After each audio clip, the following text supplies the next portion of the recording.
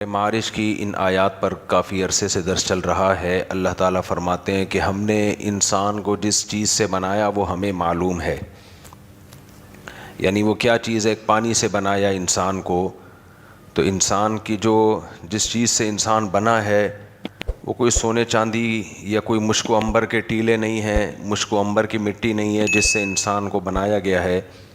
ذرا کوئی صاحب دیکھیں بیان میں خواتین بھی ہیں یا نہیں ہیں، کیونکہ میں پھر بالکل خواتین کے حوالے سے کوئی بیان میں بات ہی نہیں ہوتی ہے،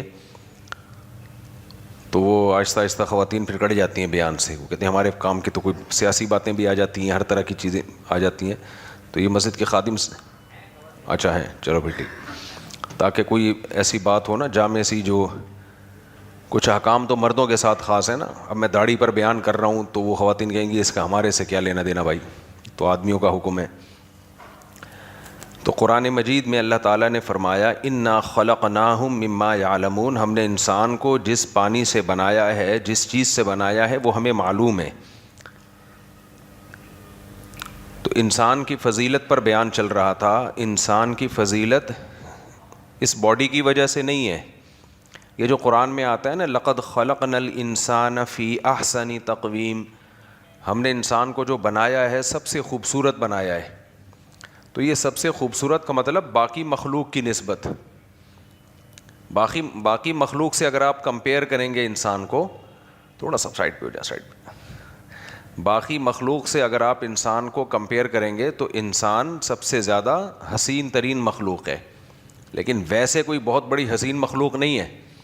وجہ اس کی یہ کہ کیوں حسن ہے اس میں بھائی، کس چیز سے بنائی ہے؟ انسان کی باڈی میں جتنے مسام ہیں ان سے گندگی نکلتی ہے، ناک سے گندگی، آنکھ سے گندگی، کان سے گندگی، منہ سے گندگی، اندر کھولو تو گند ہی گند بھرا ہوا ہے۔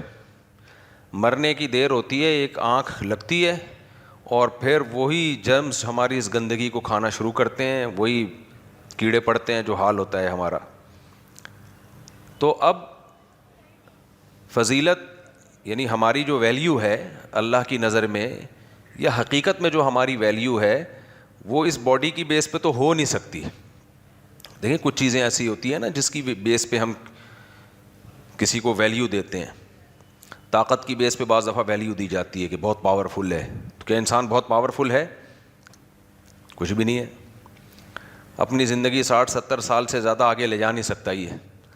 یہاں بھی آپ کہہ سکتے ہیں اتنا پاورفل ہے، چاند پہ پہنچ گیا، یہاں پہنچ گیا، وہاں پہنچ گیا۔ وہ بھائی یہ پوری کائنات کے لحاظ سے دیکھا جائے نا تو چاند سورج بھی کچھ بھی نہیں ہے، یہ تو ایسے قریب قریب کے، یہ تو چونکہ پہلے یہ ممکن ہی نہیں تھا، ناممکنات میں سمجھا جاتا تھا، اب ممکن ہو گیا ہے، تو اس کے لحاظ سے ہم کہتے ہیں بہت پاورفل۔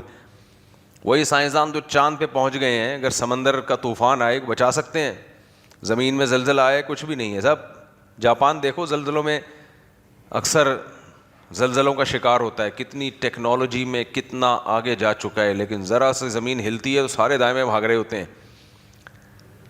ہواؤں کا نظام تھوڑا سا چینج ہو جائے، ہوائیں ایسے گھما گھما کے ہمیں لٹو کی طرح اٹھا اٹھا کے پھینکنا شروع کر دیں، پانی قابو سے باہر ہو جائے تو کیا تباہیاں مچاتا ہے پانی۔ تو کوئی اوقات نہیں ہے، نہ طاقت ہے نہ خوبصورتی ہے، جس چیز سے بنائے وہ بھی ایویں ہی ہے، غلیظ پانی ہے جس کو سڑایا گیا، پکایا گیا، اس کو سڑا کے ستار صاحب کو، جمشید صاحب کو، غفار صاحب کو، سبکتگین صاحب کو بنایا گیا۔ تو اوپر کی لیئر اللہ نے ذرا اچھی سی لگا دی ہے، بس اوپر کی لیئر، اسی پہ لیئر پہ مر رہے ہوتے ہیں لوگ۔ یہ جو عاشق لوگ ہوتے ہیں نا، معشوقہ پہ مر رہے ہیں، اتنی حسینہ اتنی حسینہ۔ حکیم اختر صاحب فرمایا کرتے تھے تھوڑا سا لکوہ ہو جائے، تھوڑا سا لکوہ ہو گیا، تھوڑا سا کیا ہو گیا؟ لکوہ میں کیا ہوتا ہے؟ ایک تھوڑی سی نس ہے دماغ کی، ہلکا سا اس میں بلاکیج ہوتی ہے، یا کوئی نس وس پٹھے کھنچ جاتے ہیں تو پوری الائنمنٹ آؤٹ ہوئی، گاڑی کی الائنمنٹ آؤٹ ہو جائے، اتنی بری نہیں لگ رہی ہوتی۔ زیادہ زیادہ یہ ہوتا ہے کہ آپ یوں چلا رہے ہو، جا ادھر کو رہی ہے، لیکن انسان کی الائنمنٹ تھوڑی سی آؤٹ ہو جائے تو پورا فرمائی خراب ہو جاتا ہے بیچارے کا، حسن و جمال خراب ہو گیا۔ تو یہ تھوڑی سی اللہ نے لیئر لگا دی ہے، اور ہماری برائیوں پہ، خامیوں پہ اللہ نے اسکن کا ایک پردہ ڈال دیا ہے۔ تو بار بار میں یہ مضمون کو کیوں پکا کر رہا ہوں بھائی، میری اور آپ کی فضیلت یا تو اس بیس پہ ہوگی کہ میں اور آپ بہت خوبصورت ہیں، ایسا بھی نہیں ہے. اور اگر جو تھوڑی بہت ہمیں خوبصورتی نظر بھی آ رہی ہے نا، وہ بھی تھوڑے دن کی ہے. وہ بھی کیا ہے؟ جوانی میں ہوتا ہے خوبصورت. اس کے بعد تھوڑا سا جب آگے چلنا شروع ہوتا ہے، بڑھاپا آتا ہے، چہرے پہ جھریاں آتی ہیں، بال سفید ہونا شروع ہوتے ہیں، تو آپ دیکھ لو 20 سال پرانی اپنی تصویریں نکال کے دیکھا کرو، 20 سال کے بعد دیکھو. میں 2019 کی دیکھ رہا تھا اپنی تصویر ویڈیو پہ، میں نے کہا یار بڑا ینگ لگ رہا ہے بھائی. 2025 میں وہ تھوڑا سا جغرافیہ چینج ہو گیا. آپ جتنی ایکسرسائز کر لو، جتنی اچھی خوراکیں کھا لو، بھائی صاحب بڑھاپا کیا ہوگا؟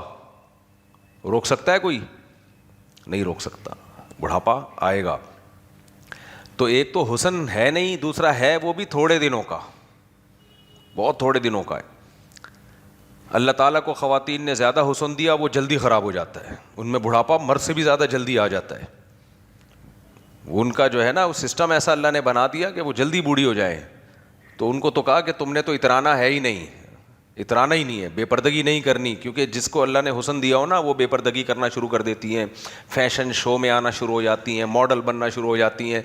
ایسی خواتین سمجھتی ہیں ہمیں جب اللہ نے بیوٹی دی ہے تو ہم اس کو کیش کرائیں، اس سے ہم پیسہ کمائیں، اس سے ہم عزت کمائیں. او بھائی آپ کی بیوٹی جلدی ختم ہو جائے گی، آدمی کی پھر بھی چلتی رہے گی. ہمارے ایک دوست ہیں دبئی ایئرپورٹ پہ، ان کو ایک خاتون ملی، وہ تھوڑے موٹیویشنل اسپیکر بھی رہے ہیں. تو ایسے لوگ جہیں کسی کو مل جاتے ہیں تو لوگ آ کے دکھڑا سناتے ہیں. تو بیچاری ڈپریشن میں تھی. اس نے پوچھا بھائی وجہ کیا ہے؟ اس نے پھر اپنی وجہ بتائی کہ میں ایک ماڈل تھی، کمپنیوں میں بہت مہنگے مہنگے اشتہار، یعنی جو ایڈ چلتے تھے اس کے مجھے بہت مہنگے پیسے ملتے تھے کیونکہ یہ خوبصورت تھی. کہہ رہی ہیں 8-10 سال میں کیا ہوا کہ وہ میرا تھوڑا سا حسن و جمال خراب ہونا شروع ہو گیا. میں نے ایکسرسائز کی، ڈائٹنگ کی، لیکن کون بریک لگا سکتا ہے کوئی بڑھاپے کو؟ نہیں ہو سکتا نا. کپڑے میں بل آ جائیں استری کر کے ٹھیک ہو جاتے ہیں، لیکن چہرے پہ جب جھریاں آتی ہیں استری کر کے ٹھیک ہوتی ہیں؟ ایک بچہ جو تھا نا استری کر رہا تھا، ایک بچے نے دیکھا کہ کوئی استری کر رہا ہے کپڑوں پہ. کسی نے بچے نے پوچھا ابو یہ کیا کر رہے ہیں؟ انہوں نے کہا بیٹا شرٹ پہ بل آ گئے ہیں، اس کو سیدھا کر رہا ہوں. ابو دادی کے بھی کر دیں، ٹھیک ہے نا، ان کے بھی چہرے پہ کیا ہیں؟ بل آئے ہوئے ہیں. دادا کے بھی کر دیں تو ہو سکتا ہے وہ سیدھا. اچھا آج کل پلاسٹک سرجری ہو رہی ہے، کھچاؤ کر کے کھینچ کے وہ سیدھا ویدھا کرنے کی کوشش کرتے ہیں، اس سے تھوڑا اور ٹیڑھا میڑھا ہو جاتا ہے انسان. اس کے اور سائیڈ افیکٹ ہیں. جو مائیکل جیکسن یہی تو کرتا تھا، مری گیا اس سائیڈ افیکٹ سے. تو وہ نہیں ہو سکتا بھائی. جو بڑھاپا ہے وہ نہیں واپس جا سکتا، اور وہ آئے گا. زمین آسمان کا زور لگا لو، قرآن کہتا ہے وَمَن نُعَمِّرْهُ نُنَكِّسْهُ فِي الْخَلْقِ. ایک ڈاکٹر کے پاس میں بیٹھا ہوا تھا، کسی بڑے ڈاکٹر ہیں، ان سے کسی نے پوچھا کہ ڈاکٹر صاحب کوئی ایسی میڈیسن ہو جو بڑھاپے کو روک دے کائنڈلی، کوئی ایسی ایکسرسائز ہو. تو ڈاکٹر صاحب نے کہا کہ نہیں، اٹ ازنٹ پاسبل. ڈاکٹر صاحب ذرا قرآن سنت جانتے بھی تھے، تو میری طرف دیکھا، مجھے کہا کہ بتائیں مولوی صاحب یہ جو قرآن میں آتا ہے وَمَن نُعَمِّرْهُ نُنَكِّسْهُ فِي الْخَلْقِ، جس کی ہم عمر بڑھاتے ہیں اس کو بچپنے کی طرف لوٹاتے ہیں، یعنی کمزوری کی طرف لوٹاتے ہیں. یہ قرآن میں ہے یا نہیں ہے؟ میں نے کہا بالکل ہے. انہوں نے کہا جب قرآن کہہ رہا ہے کہ تمہیں ہم جوانی سے، طاقت سے کمزوری کی طرف لے کر آئیں گے، تو قرآن کا کہا ہوا جھوٹا ہو سکتا ہے بھائی؟ اس کا مطلب کمزوری آئے گی. ہاں تو صحت کا بہت زیادہ خیال کرے گا، تھوڑا سا بڑھاپا تھوڑا سا، زیادہ نہیں ہوتا، تھوڑا سا ڈیلے ہو جائے گا. جو زیادہ خیال نہیں کرے گا وہ تھوڑا جلدی آ جائے گا. یہ بہت زیادہ فرق نہیں پڑتا. یہ جو ڈائٹ پلان اور یہ وہ چل رہا ہوتا ہے نا، اس سے فرق پڑتا ہے، ایسا نہیں، اور کرنا چاہیے پلان ولان، لیکن بہت زیادہ فرق نہیں پڑتا اس سے. دیکھو 20-30 سال کے ہوتے ہو، کچھ بھی کھا لو پھر بھی 20-30 سال کے ہی رہتے ہو آپ. ایسا نہیں ہوتا 20-30 سال میں آپ نے صحت کا بالکل خیال نہیں کیا تو 80 سال کے لگنا شروع ہو گئے. نا نا نا نا نا. جوانی میں کتنی ہی آپ بد پرہیزی کرو گے، لگو گے پھر بھی 20-30 سال کے ہی. بازو میں طاقت ہوگی، مکے میں بولو طاقت ہوگی، چماٹ لگاؤ گے گرے گا سامنے والا. چاہے بد پرہیزی کھچڑی بھی کھا رہے ہو نا، کھچڑی کوئی پروٹین نہیں اور یہ نہیں، لیکن لیکھنے میں لگے گا بھائی. اور جب 80 سال کا ہوگا تو جم جا رہا ہو، جو بھی کر رہا ہو، ہوگا وہ کیا، وہ پاور نہیں آئے گی. اترجو ان تکون وانت شیب کما قد کنت ایام الشباب. ایک شاعر نے کہا ہے کہ تو یہ چاہتا ہے کہ تو بڑھاپے میں ویسا لگے جیسا تو جوانی میں لگا کرتا تھا، تو یہ ہو نہیں سکتا. لقد کذبت کا نفسک لیس ثوب دریس کالجدید من الثیاب. کہتے ہیں بھائی پرانا کپڑا نیا نہیں لگ رہا ہوتا تو پرانا آدمی کہاں سے نیا لگے گا؟ کپڑا پرانا ہو جائے نا صاف پتہ چل رہا ہوتا ہے، پرانے نئے کپڑے کی الگ ہی ایک خوشبو ہوتی ہے. تو پرانا کپڑا نیا نہیں لگتا بھائی، تو پرانا آدمی اور پرانی عورت کہاں سے نہیں لگے گی؟ تو ہو نہیں سکتا. تو طاقت کا یہ حال ہے کہ تھوڑے دن کا حسن ملتا ہے، تھوڑے دن کی طاقت ملتی ہے، وہ بھی کمزور ہونا. بروس اس کو دیکھو، وہ بھی آج کل جو آ رہا ہے، وہ محمد علی باکسر تھا نا، زندہ ہے بھی، انتقال ہو گیا. مجھے کسی نے بتایا اس کے راشا ہے. کتنے لوگوں کے جبڑے پھاڑے ہوں گے، کتنے لوگوں کے منہ توڑے ہوں گے. اب کیا ہے ہاتھوں میں؟ راشا. راشا سمجھتے ہیں؟ گلاس پکڑے گا تو یوں یوں یوں یوں کانپے گا، گلاس یوں یوں کانپے گا. کھانا کھائے گا تو یوں یوں یوں پلیٹ ہلے گی. لقمہ لے گا تو کبھی ادھر جا رہا ہے کبھی. یہ حالت ہو جاتی ہے انسان کی. ہم ہوتا پتہ ہے کیا ہے انسان کو؟ بڑی پرابلم انسان کے ساتھ یہ ہے کہ جب اس کے سامنے دو کیریکٹر ہوتے ہیں، ایک کمزور اور غمزدہ اور پریشان حال، اور دوسرے خوش، تو وہ خوش کی طرف زیادہ جاتا ہے. کیونکہ ہر انسان عیاشی چاہتا ہے. عیاشی خوشیوں کو دیکھ کے ہوتی ہے، غموں کو دیکھ کے ہوتی ہے؟ بولو نا. خوشیوں کو دیکھ کے ہوتی ہے. تو غم والی چیز ہٹائے. جیسے ریلز کوئی دیکھ رہا ہو، ریلز میں کہیں ظلم دکھایا جا رہا ہو، بچے بھوکے مر رہے ہیں اور خون خرابہ، تو دل خراب ہوتا ہے نا یہ چیزیں دیکھ کے. تو انسان کہتا ہے اس کو ہٹا. اور کوئی ناچ گانے کی ریلز آ رہی ہوں، ڈانس مانس آ رہا ہو، کوئی کامیڈی آ رہی ہو، تو ادھر اس کے لائکس زیادہ ہوں گے. کیوں ہوتے ہیں؟ انسان چاہتا ہے یار غم کی چیزیں مجھے نہ دکھاؤ، نیند خراب ہوگی میری. لیکن آپ کے نہ دیکھنے سے کیا یہ ہو جائے گا کہ دنیا میں غم ختم ہو جائے؟ بولو، کیا یہ ممکن ہے کہ غم ختم ہو جائے؟ آپ نہیں دیکھ رہے تو اب دنیا سے ختم ہو گیا؟ نا نا نا نا. دیکھو اور آسان مثال دیتا ہوں. ہسپتالوں میں بیماروں کو دیکھنے لوگ زیادہ جاتے ہیں، یا صحت مند لوگوں کی ویڈیوز اور جم والوں کی ویڈیوز اور جو ٹرینرز ہوتے ہیں ڈولے مولے دکھا رہے ہیں ان کی ویڈیو زیادہ دیکھتے ہیں؟ ظاہر ہے ان کی بھی زیادہ دیکھتے ہیں نا.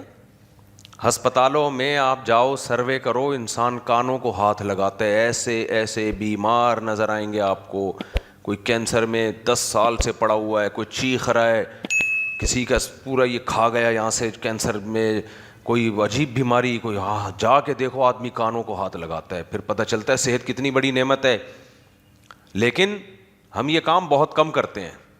ہم گھومتے ہیں زیادہ تر صحت مند لوگوں میں. تو انسان کا مائنڈ یہ بن جاتا ہے کہ میں بھی ہمیشہ ایسا ہی خوش رہوں گا. وہ احوال، وہ حالات جو ہسپتالوں میں بیماروں پہ جو حالات آئے ہیں وہ میرے ساتھ تو کبھی آ ہی نہیں سکتے. تو یہ بہت بڑی غلط فہمی ہے. ہم اپنی دادی کو دیکھتے تھے نا، 85 سال کی تھیں، بوڑھی، ایک جگہ بیٹھی رہتی تھی، اللہ اللہ کرتے، جھریاں پڑی ہوئی تھیں بہت زیادہ، جیسے ہوتا ہے دادیوں میں. تو میں یہ سمجھتا تھا کہ یہ بچپن سے ہی ایسی ہیں. ہماری دادی ہمیں جب بتاتی تھی نا، بیٹا ہم تو ایسے بھاگا دوڑا کرتے تھے اپنے گھروں میں، دیوار وہ درختوں پہ چڑھ کے آم توڑتے تھے، پھر وہاں سے چھلانگ لگا کے بھاگتے تھے. یہ کیا؟ میں کہتا میں دادی کہاں سے کر سکتی ہیں بھائی یہ سب کچھ؟ بھائی یہ کیسے ہلیں گی؟ تو یہ کیسے ہو سکتا ہے کہ کبھی یہ، پھر اگر اتنی صحت مند تھی تو ابھی تو ان کو ٹینشن سے مر جانا چاہیے کہ نہ ہلا جا رہا ہے نہ چلا جا رہا ہے. یہ کیا ہے؟ انسان کی نفسیات یہ ہے کہ وہ جو دیکھ رہا ہوتا ہے نا اس کو دماغ میں، اس کی میموری میں آ جاتا ہے، اور وہ یہ سمجھ بیٹھتا ہے کہ ہمیشہ ایسا ہی رہے گا اور ایسا ہی ہے ہمیشہ سے. تو جیسے آپ کسی بوڑھے کو دیکھ کر بچپن میں یہ ذہن میں آتا ہے ہمیشہ سے ایسا ہی ہے، تو ایسے ہی اپنی جوانی کو دیکھ کر، اپنی طاقت کو دیکھ کے ایسا لگتا ہے میں ہمیشہ ایسا ہی رہوں گا. نا نا نا نا نا نا نا، یہ غلط فہمی ہے. آپ نے اپنی دادیاں نانیوں کو جیسے دیکھا ہے ہسپتالوں میں لیٹے ہوئے، درد سے تڑپتے ہوئے، اور نہ چلا جا رہا ہے نہ بیٹھا جا رہا ہے نہ کھایا جا رہا ہے، 10 قسم کی دوائیں ان کے دائیں بائیں، ہومیوپیتھک الگ، ایلوپیتھک الگ، حکیمی. ہمارے ہاں تو 3 طریقے علاج چلتے ہیں. ہومیوپیتھک دوائیں الگ کھا رہے ہوتے ہیں لوگ، اور حکیمی نسخے الگ رکھے ہوئے ہوتے ہیں، اور ایلوپیتھک دوائیں الگ کھا رہے ہوتے ہیں. 3-4 قسم کے دوائیں بوڑھے ایٹ اے ٹائم کھا رہے ہوتے ہیں. کھانے سے پہلے یہ شوگر کی گولی کھانی ہے، ایک انجیکشن لگانا ہے، اس کے بعد کھانا کھائیں گے تاکہ شوگر کنٹرول میں رہے، بیسیوں قسم کے مسائل. تو جن کو ہم دیکھتے ہیں کہ وہ ان مسائل میں ہم یہ سمجھتے ہیں ہمیشہ سے ہیں، نا وہ کہتے ہیں بھائی ہم تو اس سے بھی زیادہ پاورفل تھے.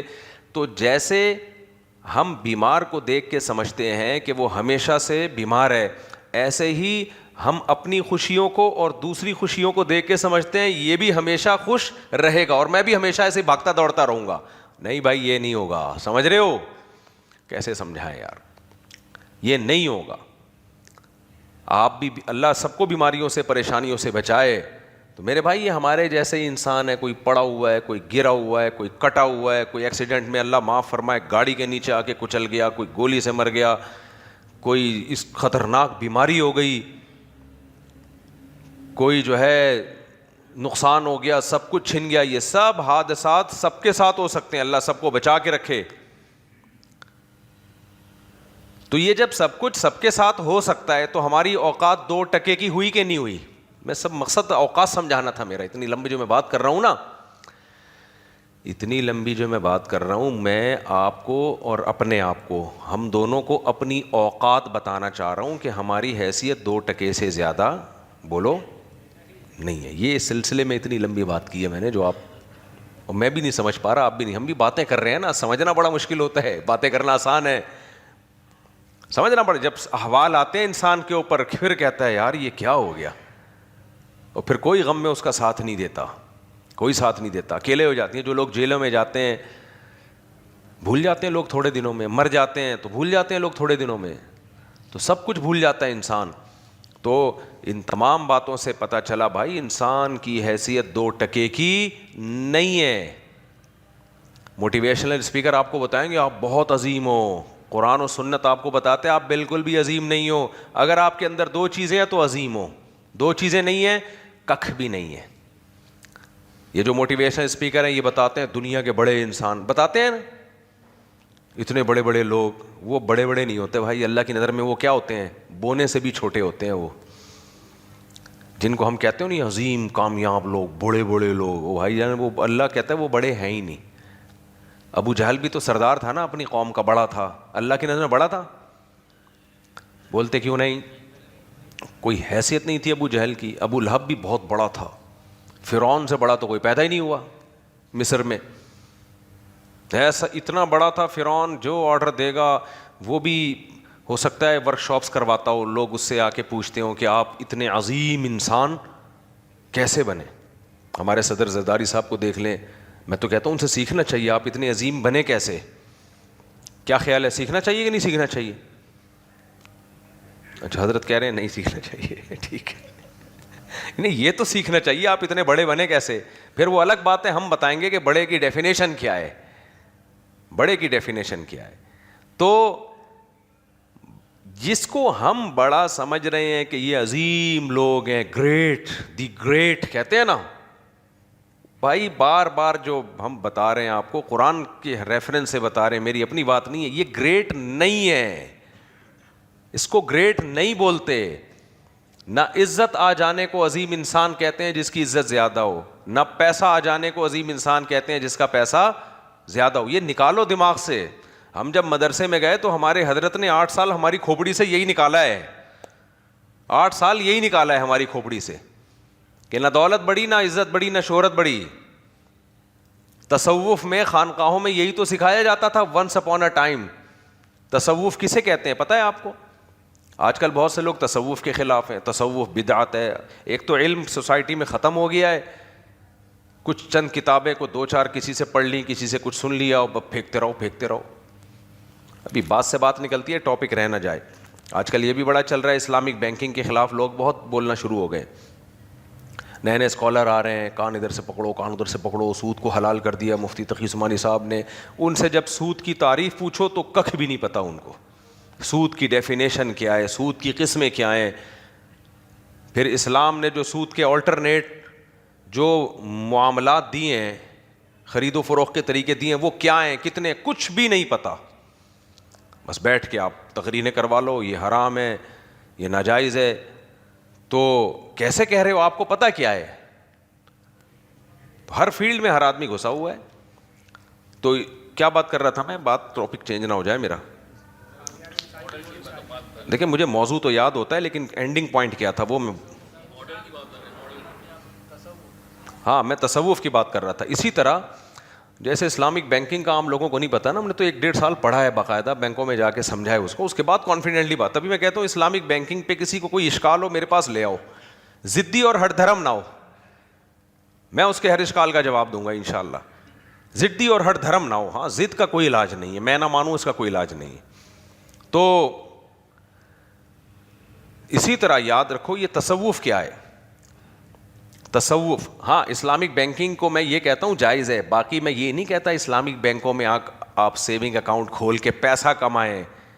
جائز کا مطلب ہے سود نہیں ہے. باقی یہ سب نوٹ چھاپنے کے ادارے ہیں, یہ کوئی غریبوں کے لیے نہیں بنے ہیں. یہ اتنا کم پروفٹ آپ کو دیتے ہیں کہ آدمی کہتا ہے یہ تکلف نہ کرتے تو اچھا تھا. اس میں بھی ٹیکس کٹ کے آتا ہے. آدمی دیکھ کے خوش ہوتا ہے, اڑے دفعہ میرے 1 کروڑ پہ 500 روپے, بھائی زبردست. اتنا نہیں ہوتا لیکن میں ایک مثال دے رہا ہوں, لگتا ہے ایسا ہی ہے. 1 کروڑ پہ کتنے ٹھاک کر کے 500 روپے, جب نکالنے جائے گا تو پتا چلا 200 اس میں ٹیکس میں کٹ گئے. تھوڑا میں نے مبالغہ کر دیا لیکن کنڈیشن اسی ٹائپ کی ہوتی ہے. تو اس لیے صرف اتنی ہم اسلامک بینکنگ کو پروموٹ کرتے ہیں کہ سود, خالص سود سے بچا کے بہتر ہے. اچھا کچھ لوگ کہتے ہیں سود نہیں ہے, سود کا شبہ تو ہے. تو شبہ بھی نہیں ہے سود کا, کیونکہ حدیث میں سود بھی حرام ہے اور سود کا شبہ بھی حرام ہے. تو یہ شبہ سے بھی بچایا گیا ہے. ہاں یہ کہہ سکتے ہیں کہ مثالی اسلامی نظام نہیں ہے, یہ مثالی اسلامی نظام نہیں ہے, تو وہ تو نہیں ہے, وہ تو ہم بھی کہتے ہیں. جو اسلام نے پراپر وے میں جو جس طرح سے کاروبار سکھایا وہ نہیں ہے. لیکن بات یہ ہے کہ جب انسان کو پریکٹیکلی دیکھو, دنیا میں 2 طرح کے لوگ ہیں, ہمارے ملک میں بھی ہیں. کچھ لوگ ایسے ہوتے ہیں, ہر سوسائٹی میں ہوتے ہیں, کہ انہوں نے کرنا کرانا نہیں ہوتا کچھ, لہذا وہ بات وہ کریں گے جو بالکل اعلیٰ معیار کی بات ہوگی, کیونکہ انہوں نے کرنا کچھ نہیں ہے. اس کی میں مثال سے بات سمجھاتا ہوں. آپ کو اپنی بیٹی کے لیے رشتہ چاہیے, برا چاہیے یا اچھا چاہیے, بتاؤ, بولتے کیوں نہیں ہو؟ ہر شخص کو اپنی بیٹی کے لیے برا رشتہ چاہیے ہوتا ہے یا اچھا چاہیے ہوتا ہے؟ اچھا.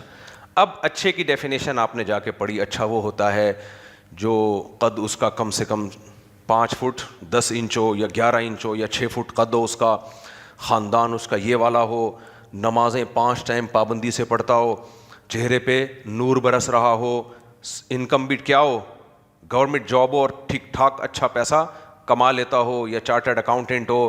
لیکن چارٹرڈ اکاؤنٹنٹ چونکہ بزی بہت ہوتے ہیں, بیوی کو ٹائم نہیں دیتے, تو وہ ٹائم بھی دیتا ہو, سمجھ رہے ہیں.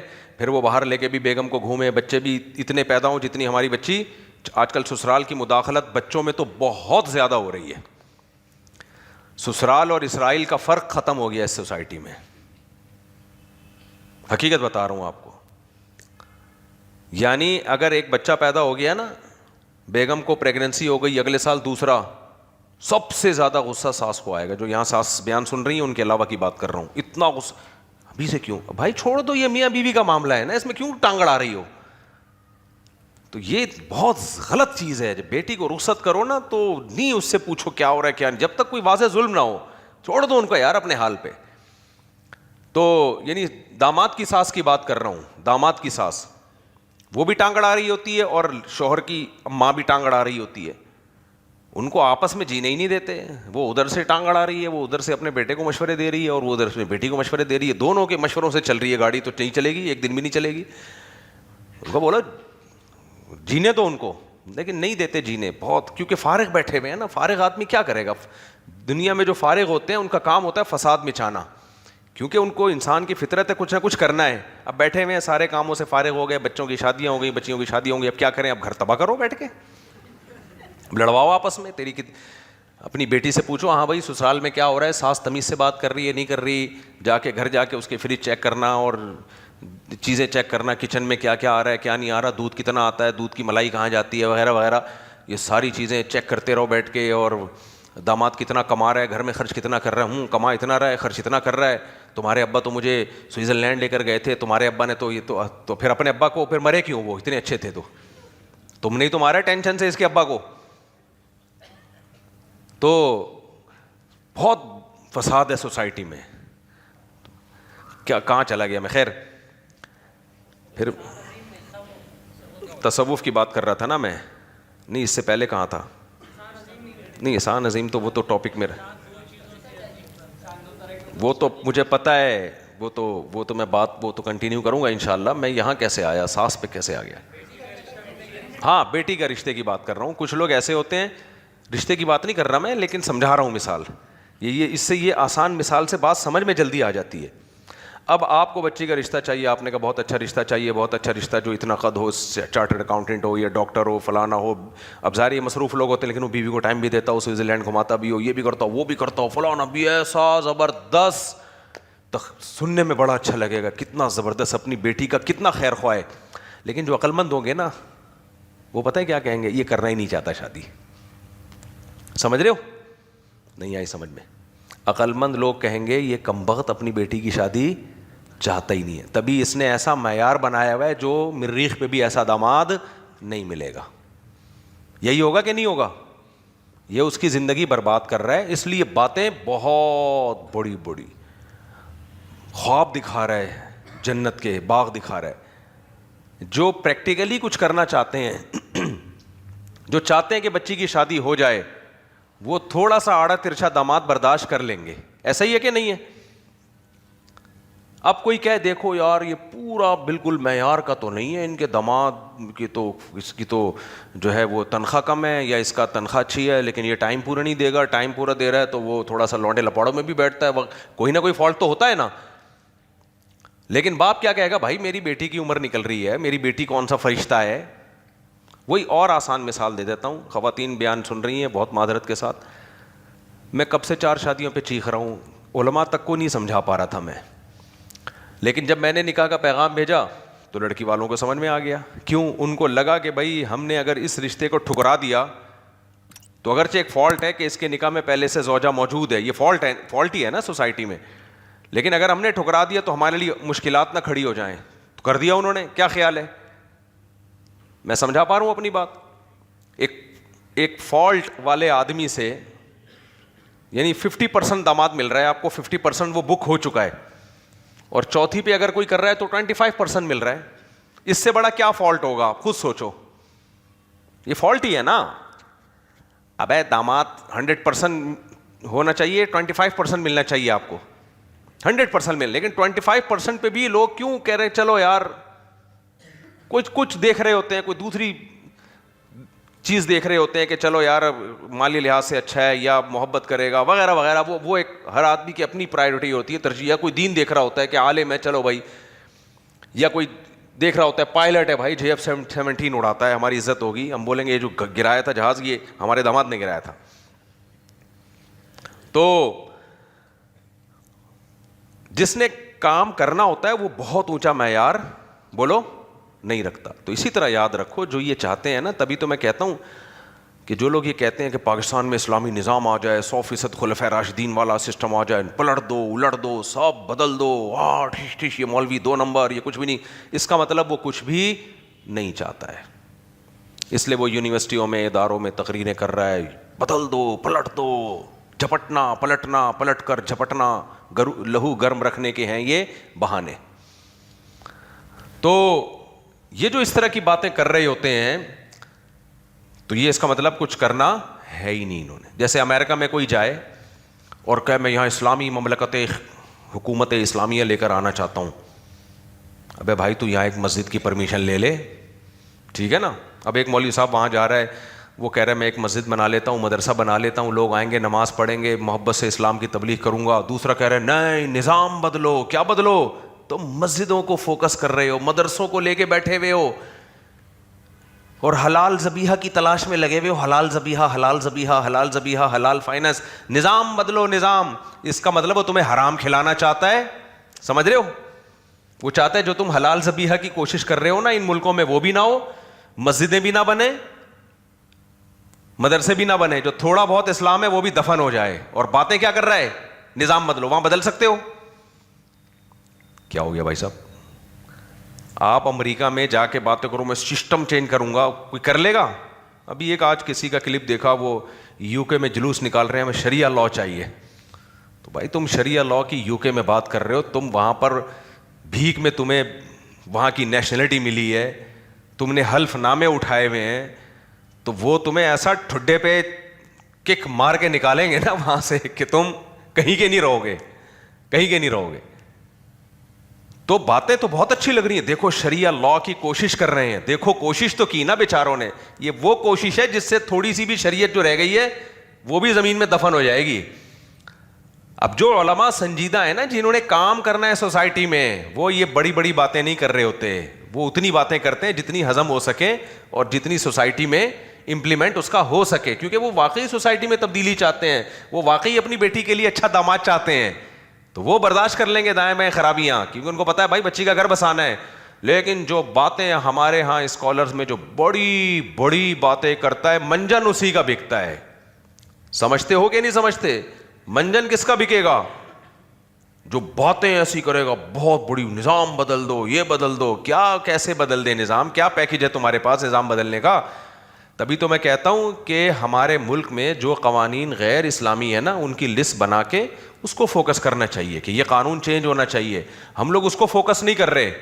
ہم جب باتیں کرتے ہیں بہت بڑی بڑی باتیں، نظام بدلو، جو ممکن ہی نہیں ہے. جمہوریت ختم کرو، کہاں سے ختم کر دیں بھائی؟ کیسے ختم کریں جمہوریت؟ آپ نے اسی کے اندر رہتے ہوئے جو ہوگا وہ کرنا پڑے گا. جمہوریت ختم ہوگی تو مارشاء اللہ لگے گا نا. اب وہ آرمی چیف کوئی الٹے دماغ کا آ گیا، وہ تو پھر آدمی کہے گا اچھا تھا، کیا خیال ہے؟ آدمی یہی کہے گا نا. جب جنرل مشرف کی آمریت تھی تو لوگ کہتے تھے یہ نہیں ہونا چاہیے، تو جنرل مشرف جب ہٹائے نا تو صدر بن گیا. میں نے کہا لو، یہ آمریت ختم ہوئی اور آپ کی خدمت میں جمہوریت پیش خدمت ہے. اس کے بعد جو اسٹیل مل کا بیڑا غرق، ہم پھر رو رہے تھے، ہم کہتے یار وہی ٹھیک تھا، حالانکہ ہم اس کے خلاف تھے جنرل مشرف کی پالیسیوں کے.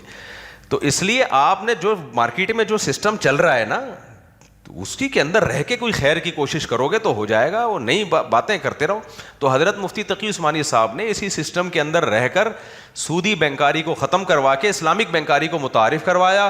پوری دنیا نے اس کو مانا. یہ صحرا پاکستانی علماء کے سر پہ گیا. وہ اکیلے نہیں تھے، اس میں مفتی رشید احمد صاحب بھی تھے، اس میں یعنی ہمارے شیخ حضرت مفتی رشید احمد صاحب، اس میں علامہ یوسف بنوری رحمۃ اللہ علیہ جو بنوری ٹاؤن کے بانیوں میں آتے ہیں وہ بھی تھے، اور اس میں مفتی محمد شفیع صاحب رحمۃ اللہ علیہ جو مفتی اعظم پاکستان وہ بھی تھے، اور بھی بڑے بڑے علماء تھے، مفتی ولی حسن ٹونکی. ان سب نے ایک نظام بنا کے دیا. ان علماء نے محنت کر کے ایک آلٹرنیٹ سسٹم دیا، نظام دیا، اور ایسا جو چل بھی سکے.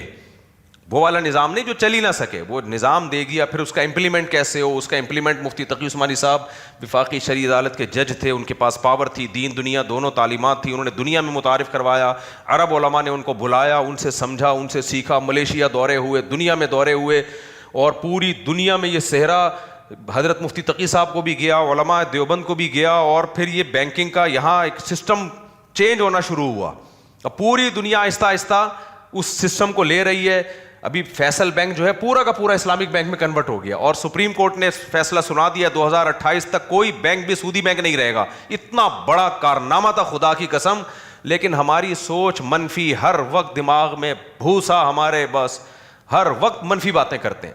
ٹھیک ہے، اگر کسی نے علم کی بیس پہ کوئی اختلاف کیا ہے تو وہ ہم اس کے اختلاف کو ویلیو دیتے ہیں اور کسی پہ طنز نہیں کر رہے. لیکن جو بار بار مفتی تقی عثمانی صاحب کی توہین کر رہے ہیں کہ وہ دیکھو درباری اور سود کو حلال کر دیا، سود کو حلال کر، کچھ ایسے بھی ہیں جو مذہبی اسکالر ہیں جو اس کو سودی سمجھتے ہیں یا ناجائز سمجھتے ہیں، لیکن بڑی تمیز سے شیخ شجاع الدین صاحب کا میں نے آج سنا کہ بڑی اعتدال کے ساتھ انہوں نے اس اختلاف کو ذکر کیا کہ بھائی کچھ علماء ایسے ہیں جو اس کو جائز نہیں سمجھتے تو ہم احتیاطاً انہی کی بات کو لیتے ہیں. لیکن بہت ایک جیسے خاندانی آدمی کوئی بات کر رہا ہوتا ہے نا، پتہ چلتا ہے کوئی خاندانی آدمی ایک اختلاف کر رہا ہے. لیکن اکثریت کو دیکھو آپ، اتنی بد زبانی، بد تہذیبی، بد کلامی، پتہ ککھ بھی نہیں ہے ان کو. ان سے جا کے پوچھو کہ یہ کیا ہے تو ککھ بھی پتہ نہیں ہے ان کو.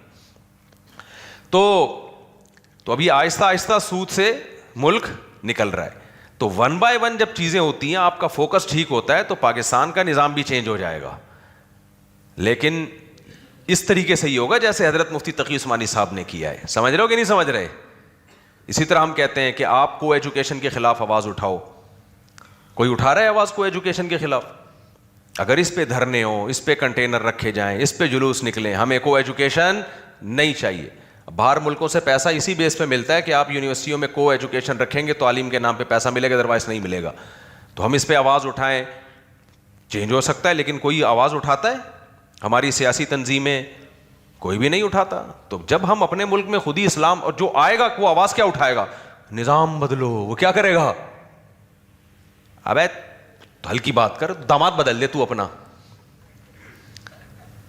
داماد سگریٹ پیتا ہے تو اس بیس پہ کوئی کہتا ہے داماد بدلو, کہتے ہیں بھائی بدل کے اس کو پہلے مارنا پڑے گا, طلاق لینی پڑے گی, وہ کتنا لمبا پروسیس ہے, پھر دوسرا کہاں سے لائیں گے, تو نظام بدلنے کے لیے لڑنا پڑے گا, بہت کچھ ہلچل ہوگی, قتل و غارت ہوگی, پھر نظام جب دوسرا آئے گا وہ لائے گا کون, آپ کے پاس کون ہے آلٹرنیٹ. ہو سکتا ہے جو لڑ کے نظام لا رہا ہو وہی باہر کا ایجنٹ نکلے, وہ اور بھی برباد کر دے ہمیں. ہو سکتا ہے آپ کو داماد بدلنے کا جو بندہ آرڈر دے رہا ہو وہ خود آنا چاہتا ہو آپ کی بیٹی سے شادی کرنے کے لیے, آپ کو داماد بدلنے کا کہہ رہا ہو, تو ایسے موقع پہ داماد نہیں بدلا جائے گا, سگریٹ چھڑوانے کی کوشش کی جائے گی. کیا خیال ہے یار, صحیح ہے لیکن ایک خرابی ہے, سگریٹ نہیں چھوڑتا تو سگریٹ چھڑواؤ اس سے. سمجھتے ہو کہ نہیں سمجھتے ہو؟ تو یہاں بھی ایسا ہی ہے میرے بھائی. اس لیے آپ جو نوجوان طبقہ ہے اپنی صلاحیتوں کو صحیح سمت میں فوکس کریں, اس میں محنت کم ہوگی, آؤٹ پٹ زیادہ ہوگا.